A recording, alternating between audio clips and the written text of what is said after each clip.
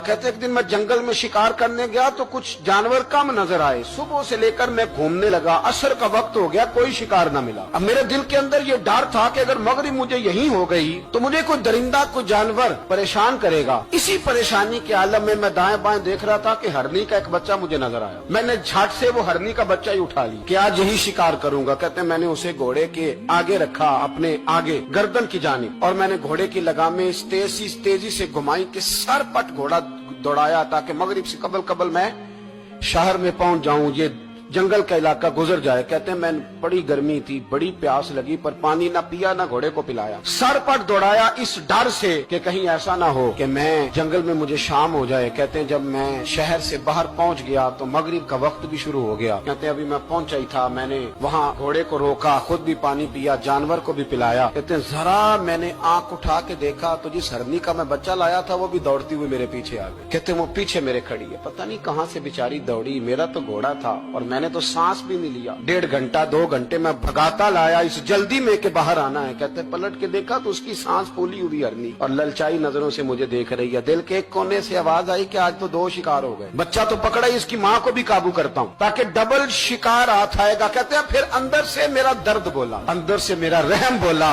एक माँ अपना बच्चा लेने आई और इस तरह तो उसे तकलीफ नहीं दी जा सकती कि उसे ब्लैकमेल करके माँ को भी रख लिया जाए। कहते हैं जब मैंने उस हरनी की तरफ देखा तो उसकी नजरों में सवाल था, उसकी नजरों के अंदर सवाल था, कुछ मांग रही थी।